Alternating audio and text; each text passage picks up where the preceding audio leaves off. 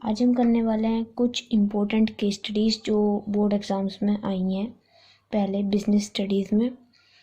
और ये चैप्टर है फाइनेंशियल मार्केट, उससे रिलेटेड हम बोर्ड एग्ज़ाम्स में आई हुई हमारी प्रीवियस ईयर्स की कुछ केस स्टडी करने वाले हैं। पहली केस स्टडी है, foods India limited is a company engaged in the production of packaged juice since 2010, यानी 2010 से वो ये पैकेज जो जूस होते हैं उनके प्रोडक्शन में एंगेज्ड एक कंपनी है। Over the period a large number of competitors have entered in the market and are putting a tough competition a tough challenge to Food India's Limited. बहुत सारे competitors आ रहे हैं और उसको चैलेंज कर रहे हैं। To face this challenge and to increase its market share, the company has decided to replace the old machinery with an estimated cost of 100 crore. And to raise the finance, the company decided to issue 9% debentures. The finance department of the company has estimated that the cost of issuing 9% debenture will be 10 lakh rupees. अब क्या करा कि उसने ना अपने machinery को replace करना चाहा मार्केट में टिकने के लिए, ताकि कंपटीशन से वो टिक सके। तो फिर उसने अपना फाइनेंस रेस करा और वो उसने ये डिसाइड करा कि वो 9% डिबेंचर्स को इशू करेगी और उसके थ्रू वो फाइनेंस लेगी। तो फाइनेंस डिपार्टमेंट कंपनी का क्या बोला, उसने मतलब एस्टिमेट करके बताया कि आपको डिबेंचर्स को इशू करने में जो कॉस्ट आएगी वो हमारा 10 लाख रुपए आएगी। तो कंपनी जो है अपनी इसी फ्लोटेशन कॉस्ट का मतलब हम बता चुके हैं, the cost incurred in raising finance known as flotation cost. तो वो जो हमारी फ्लोटेशन कॉस्ट है उसको मीट आउट करने के लिए वो क्या करना चाहता है, वो हमारा अब वो क्वेश्चन पूछ रहा है, ये हमारा मेन लाइन है, the company wants to meet it flotation cost. तो फर्स्ट है हमारा, explain the instrument that the company may issue for this purpose. अब कंपनी को अपनी क्या करनी है, फ्लोटेशन कॉस्ट की रिक्वायरमेंट को फुलफिल करना है, तो वो कौन से इंस्ट्रूमेंट का इस्तेमाल करेगी। हमने मनी मार्केट के 5 इंस्ट्रूमेंट पढ़े थे ना, तो इसमें से एक ही है वो। फ्लोटेशन कॉस्ट को कवर अप करने के लिए जो कंपनी है वो कौन सा फाइनेंशियल इंस्ट्रूमेंट हमारा यूज़ करती है मनी मार्केट वाले में, तो कौन सा कर दी थी, कमर्शियल पेपर। तो इसके फर्स्ट पार्ट का जो हमारा एग्जाम वो है आंसर है वो है कमर्शियल पेपर यानी सीपी। उसने बोला है कि इसे एक्सप्लेन करो, तो आप इसे एक्सप्लेन कर सकते हो कि ये मोस्ट अनसिक्योर्ड है, ठीक है, मोस्ट अनसिक्योर्ड इंस्ट्रूमेंट है जो कोई भी जिससे सिर्फ वेल रेप्यूटेड कंपनीज ही इशू कर सकती हैं, ठीक है। और वो क्यों करती हैं, ताकि वो अपनी flotation cost and working capital requirements को फुलफिल कर सकें। तो वो इसलिए करती हैं कमर्शियल पेपर को इशू, ठीक। तो आप इसमें इसकी डिफाइन आप लिख सकते हो। अब आ रहा है बी पार्ट में, वो क्या पूछा है, in which type of financial market is the instrument explained. तो वो बोला है कि कौन सी टाइप ऑफ फाइनेंशियल मार्केट, तो बोलोगे ये वाला कौन से का है कंपोनेंट, मनी मार्केट का है ना, तो मनी मार्केट। अब वो बोला है आगे, also explain how safe the instruments are in this market. हमारे इस मार्केट में ये जो वाला जो इंस्ट्रूमेंट होता है वो सेफ नहीं होता, it is the most unsecured instrument. मैंने आपको बताया ना ये मोस्ट अनसिक्योर्ड है, और इस मार्केट में मोस्ट अनसिक्योर्ड ये है, और मोस्ट सिक्योर्ड कौन सा है, मोस्ट अनसिक्योर्ड मैंने बताया सीपी यानी कमर्शियल पेपर, और मोस्ट सिक्योर्ड इस मार्केट में कौन सा इंस्ट्रूमेंट है, आपने सोच लिया होगा, वो है टी बिल यानी ट्रेजरी बिल, वो मोस्ट सिक्योर है। तो आप ये दोनों बता सकते हो। तो ये जो क्वेश्चन है वो हमारा 2019 में आया है 4 नंबर में, तो होपफुली आपको समझ में आया होगा। दूसरी केस स्टडी है, Aditya Khosla the managing director of DLW limited and Rajesh Puri the finance manager were, मतलब मैनेजिंग डायरेक्टर और फाइनेंस मैनेजर जो है वो डिस्कशन कर रहे हैं about the avenues of the investing the idle funds of the company. हम अपने जो फंड्स हैं वो किस में इन्वेस्ट करें। आदित्य खोसला जो है उनका ये ओपिनियन है कि मनी को जो है आप कैपिटल मार्केट में करो, लेकिन जो राजेश पुरी हैं वो ये चाहते हैं, यानी फाइनेंस मैनेजर चाहते हैं कि हम जो है कहाँ पर, आदित्य खोसला चाहते थे कैपिटल मार्केट में करो, लेकिन जो फाइनेंस मैनेजर हैं वो हमारे क्या चाहते हैं कि मनी मार्केट में करें। तो इकोनॉमी जो है वो बोयांट है, मतलब थोड़ी मंदी चल रही है। तो मैनेजिंग डायरेक्टर ने राजेश को कन्विंस किया, मतलब फाइनेंस मैनेजर को कन्विंस किया, और उन्होंने बोला कि हमें किस में इन्वेस्ट करना चाहिए, कैपिटल मार्केट में ही इन्वेस्ट करना चाहिए ताकि हमें अच्छे से अच्छे रिटर्न मिले। तो इसलिए उन्होंने कहाँ पे इन्वेस्ट कर दिया, कैपिटल मार्केट में। अब पहला क्वेश्चन वो पूछ रहा है, what kind of instrument should the company by. अब भाई उसने कैपिटल मार्केट में इन्वेस्ट करा है तो वो क्या खरीदेगी, शेयर्स खरीदेगी, बॉन्ड्स खरीदेगी, डिवेंचर्स खरीदेगी, है ना, क्योंकि कैपिटल मार्केट के इंस्ट्रूमेंट्स तो यही होते हैं, है ना। तो ये सेकेंड पार्ट में वो क्या पूछ रहा है, why is the capital market expected to give a better return in a buoyant economy. एक मंदी अर्थव्यवस्था में हमारा जो शेयर कैपिटल मार्केट है वो हमको एक अच्छी रिटर्न कैसे दे सकती है, क्योंकि इसमें जो हमारा जो सिक्योरिटीज़ हैं वो हम लॉन्ग टर्म के लिए उसमें इन्वेस्ट कर सकते हैं, ठीक है। लॉन्ग टर्म फाइनेंस होता है ना capital market, long term finance के तरीके से हम सिक्योरिटीज़ को उसमें इन्वेस्ट कर सकते हैं और उन पे वो हमें काफ़ी अच्छा रिटर्न या फिर प्रॉफिट भी देती है। इसलिए हम इसमें ज़्यादा प्रेफर करते हैं कि हम इसमें किसी भी बोयांट इकोनॉमी है, मंदी चल रही है, तो हमें ज़्यादा से ज़्यादा पैसा कहाँ से कमाने को मिलेगा, जब भी हम सिक्योरिटीज़ में इन्वेस्ट करेंगे। तो इसीलिए ही करते हैं क्योंकि हमारा लॉन्ग टर्म के लिए जो इन्वेस्टमेंट है वो इसी में होता है, कैपिटल मार्केट में। सी है, why and how safe are the securities in this market as compare to money market. इसमें मतलब क्यों सेफ होती है, मतलब किस तरीके से सेफ होती है हमारी कैपिटल मार्केट में सारी सिक्योरिटीज, क्यों, क्योंकि कैपिटल मार्केट को कौन रेगुलेट कर रहा है, हमारा सेबी।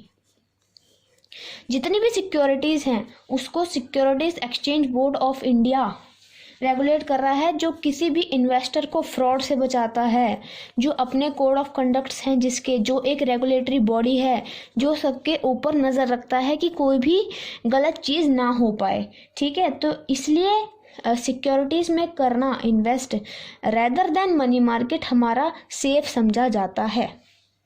तो यहाँ पे हमारी ये दूसरी केस स्टडी थी, ये भी हमारी CBSE 2009 में आई है, वो हमारी 4 नंबर की में आई है। Third case study, Nair is working as PGT commerce in CBSE affiliated school of Kerala. One day he was teaching about capital market in the class. वो कैपिटल मार्केट के बारे में पढ़ा रहे थे, PGT कॉमर्स के टीचर थे। तो फिर he informed the class that during 1980s के दौरान जो कैपिटल मार्केट थी इंडिया में उसमें बहुत ज़्यादा ग्रोथ आई क्योंकि पब्लिक का पार्टिसिपेशन बढ़ गया था। This ever increase investors population and market capitalization, मतलब जैसे जैसे हमारे इन्वेस्टर्स की पॉपुलेशन बढ़ती जा रही थी, मतलब लोग ज़्यादा से ज़्यादा इन्वेस्ट करना चाह रहे थे सिक्योरिटीज़ में, तो उन्हीं की वजह से क्या हुआ कि हमारी माल प्रैक्टिसेस जो थी वो भी बढ़ गई, मतलब जो भी फ्रॉड वगैरह होने लगे, गलत जो चीज़ें होने लगी उनकी संख्या भी बढ़ गई, क्राइम्स भी ज़्यादा होने लगे थे ऐसे। तो this malpractices and unfair trading practices eroded investors confidence, इन्होंने इन्वेस्टर के कॉन्फिडेंस को लूज़ किया इन सभी प्रैक्टिसेस ने, क्योंकि वो उनके खिलाफ फ्रॉड हुआ जा रहा था और इन्वेस्टर की जो शिकायतें हैं उनकी गिनती को बढ़ा दिया। तो जो गवर्नमेंट है इंडिया की और स्टॉक एक्सचेंज है वो अपने आप को हेल्पलेस महसूस करने लगे और because of lack of proper penalty provisions in the existing legislation, मतलब एग्जिस्टिंग लेजिस्लेशन जो था उनका उसमें जो थी प्रोविजन की बहुत ज़्यादा कमी थी, उन पे तो पेनल्टी नहीं लगा सकते थे, तो उन्होंने एक नई रेगुलेटरी बॉडी की एस्टैब्लिशमेंट करी। तो फर्स्ट पार्ट में वो पूछ रहा है कि वो कौन सी रेगुलेटरी बॉडी है, सबको पता है SEBI, securities exchange board of India is the regulatory body, ठीक है, जो सारे स्टॉक एक्सचेंजेस पे ध्यान रखती है। Securities exchange board of India. दूसरा वो कह रहा है also state any 3 objectives of regulatory body identify in part first. इसके ऑब्जेक्टिव्स करते हैं तो सबसे पहले it checks insider trading. Insider trading मैंने आपको बता रखा है। इनसाइडर ट्रेडिंग का मतलब जैसे कई लोग होते हैं जो कंपनी से मतलब उससे मतलब जुड़े हुए होते हैं, शेयर मार्केट से बहुत ज़्यादा क्लोजली लिंक्ड होते हैं, तो उनको पता लग जाता है कि शेयर्स के दाम है वो कब ऊपर होंगे कब नीचे होंगे। तो वो क्या करते हैं कि वो मतलब अपने रिलेटिव्स को या फिर खुद परचेज कर लेते हैं। तो एक तरीके से तो वो बाकी सारे लोगों के साथ ही चीटिंग हुई है ना। तो यही होती है हमारी इनसाइडर ट्रेडिंग। तो सेबी क्या करता है, वो इन सब को चेक करता रहता है और वो क्या करता है, as it is a regulatory body, तो वो रेगुलेशंस लगा दी हैं उसने स्टॉक एक्सचेंज पे, इसलिए सेबी की एस्टेब्लिशमेंट हुई ताकि स्टॉक एक्सचेंज पे रेगुलेशन यानी कि कोड ऑफ कंडक्ट्स रूल्स बनाए जा सके, ठीक है, और ब्रोकर्स के ऊपर कंट्रोल रखा जा सके, ठीक है। तो ये हमारी यहाँ पे ये वाली केस स्टडी भी ख़त्म होती है। अब हमारी fourth case study, Saqib limited is a large credit worthy company, मतलब क्रेडिट पे ज़्यादा डिपेंड रहती थी, operating in the Kashmir valley. It is an export oriented unit dealing in exclusive embroidery shawls, मतलब एक्सपोर्ट करती थी और किस चीज़ का करती थी, एम्ब्रॉयडर्ड शॉल्स का। फ्लड्स आई वैली में, बाढ़ आ गई तो बहुत सारी प्रॉब्लम हो गई। Many craftsmen and workers have been dislocated, उनकी जो वर्कर्स जो थे काम करने वाले, उनकी जो वो कहीं और चले गए क्योंकि फ्लड आ गई थी, इस वजह से उनका रहने सहने का जो है वो ख़राब हो गया होगा। एंड जो रॉ मटेरियल था वो भी सारा डिस्ट्रॉय हो गया, यानी एक तरीके से मेरी जो वर्किंग कैपिटल है वो ख़राब हो गई, उसकी जो रिक्वायरमेंट है वो कम हो गई। अब वो क्या कह रहा है, the firm is therefore unable to get an uninterrupted supply of raw material and the duration of the production cycle has also increased. Production cycle की duration भी increase हो गई. To add to the problems of the organization, the supplier of raw material who were earlier selling on credit, मतलब जो पहले credit पे हमारा sold कर रहा था, तो वो कंपनी ने बोला कि अब आप कहाँ पे सोल्ड करो उसको कैश पेमेंट में करो, अब क्रेडिट पे करने की कोई ज़रूरत नहीं है। तो कंपनी जो है उसको बहुत ज़्यादा लिक्विडिटी क्राइसिस आ गया था, मतलब उसके पास अब पैसा नहीं बचा था, तो इसलिए उन्होंने बोला था कि अब कैश पर ही बेचो भाई माल, अब क्रेडिट पर मत बेचो। The CEO of the company feels that taking a loan is only the option, मतलब लोन लेना ही एक ऑप्शन है ताकि उनकी शॉर्ट टर्म रिक्वायरमेंट को पूरा किया जा सके। तो यानी कि वो लोन ले रहे हैं, क्यों ले रहे हैं, क्योंकि उनकी वर्किंग कैपिटल की जो नीड है वो अभी अराइज हुई है, मतलब कंपनी जो लोन ले रही है वो क्यों ले रही है, ताकि वो अपनी वर्किंग कैपिटल रिक्वायरमेंट को पूरा कर सके। तो वो पूछ रहा है, as a finance manager of the company name and explain the alternative to bank borrowing, मतलब उसको किस इंस्ट्रूमेंट के थ्रू बोरो करना चाहिए। भाई वर्किंग कैपिटल को पूरा करने के लिए, नीड्स को पूरा करने के लिए कंपनी क्या इशू करती है, कमर्शियल पेपर। दूसरी बार आ रहा है, ये इम्पॉर्टेंट थी ये केस स्टडी, CBSE सैम्पल 2016 में हमारी दे रखी है। ये कमर्शियल पेपर ही वो इंस्ट्रूमेंट है जिसके माध्यम से कंपनी हमारा लोन ले सकती है, ठीक है। तो आप इसको एक्सप्लेन कर सकते हो, ठीक है, वही जैसे मैंने आपको वीडियो में पहले समझाया है उसी तरीके से आप इसको पूरे को सॉल्व कर दोगे। Fifth case study, these days the development of a country is also judged by its system of transferring finance from the sector where it is in surplus to the sector where it is needed most, ठीक है, मतलब transferability of finance से भी हम किसी की development of the country जो है उसको जज कर रहे हैं आजकल, वो ये कह रहा है इस टाइम में। To give the strength to the economy, SEBI is undertaking measures to develop the capital market, SEBI जो है वो अपने मेजर्स ले रही है ताकि वो कैपिटल मार्केट को डेवलप कर सके। तो इसी के in addition to this there is another market, कोई एक और मार्केट है in which unsecured and short term debt instruments are actively traded every day, मतलब शॉर्ट टर्म जो इंस्ट्रूमेंट्स हैं, शॉर्ट टर्म फाइनेंस जो डील करती है मार्केट वो भी है। और आपको पता लग गया होगा, बस मेरे ये वर्ड बोलती कि कौन सी मार्केट के बारे में ये क्वेश्चन बात कर रहा है। These markets together have the सेवर्स and the investor in directing the available funds into their most productive investment opportunity. First question में पूछ रहा है, name the function being performed by the market in the above case. Market पता लग गई, money market है। Money market कौन सा मनी मार्केट है, ठीक है, मनी मार्केट कौन सा फंक्शन परफॉर्म करती है, it is the market which is concern with the short term financial requirements, मतलब वो शॉर्ट टर्म फाइनेंशियल रिक्वायरमेंट्स को फुलफिल करती है। तो ये इसका फंक्शन है, ठीक है, कि this market fulfils the short term financial requirements. बोला also briefly explain any 3 other functions by this market, और क्या क्या ये करती है। तो ये तो पहला तो यही है हमारा वो तो हम बता चुके हैं, अब हमें 3 और बताने हैं। तो आप इसमें क्या कर सकते हो कि जो फाइनेंशियल मार्केट के फंक्शंस है ना, वो आप इंक्लूड कर सकते हो। क्यों कर सकते हो? क्योंकि मनी मार्केट भी फाइनेंशियल मार्केट का एक पार्ट होता है। तो इसमें आप लिख सकते हो it reduces the cost of transaction, क्योंकि ये हमें सारी इन्फॉर्मेशन देती है, तो हमें कहीं और नहीं जाना पड़ता। मतलब हमारा टाइम एंड कॉस्ट दोनों हमारा क्या होती है, सेव होती है। Reduces the cost of transaction, ये आप लिख सकते हो। ठीक है, आप लिख सकते हो कि प्राइस डिस्कवरी में हमारी हेल्प करती है, जो forces and demand and supply हमारी हेल्प करते हैं। आप लिख सकते हो कि ये लिक्विडिटी प्रोवाइड करती है हमारी सिक्योरिटीज़ को। ठीक है, ये भी आप लिख सकते हो। तो ये भी काफ़ी अच्छा क्वेश्चन था। वैसे तो मार्केट का पूछा नहीं था, बस इसमें फंक्शन ही पूछे थे। 6th case study, Ganesh steel limited is a large and credit-worthy company manufacturing steel for Indian market. It now wants to cater to the Asian market and decides to invest in new tech high machines.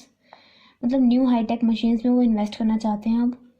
Since the investment is large it requires long term finance. Long term finance की उन्हें ज़रूरत है क्योंकि investment large है। It decides to raise funds by issuing equity shares को issue करके वो funds को रेज करना चाहते हैं। The issue of equity shares involves huge flotation cost. बिल्कुल लगती है, फ्लोटेशन कॉस्ट तो ज़्यादा ही लगती है।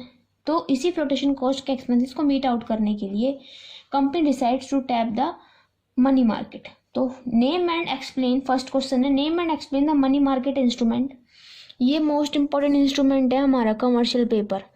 ये अब हम तीसरी बार कर रहे हैं इसी की केस स्टडी। तो कमर्शियल पेपर ही हमारा है जिससे हम फाइनेंशियल रिक्वायरमेंट्स को फुलफिल कर सकते हैं।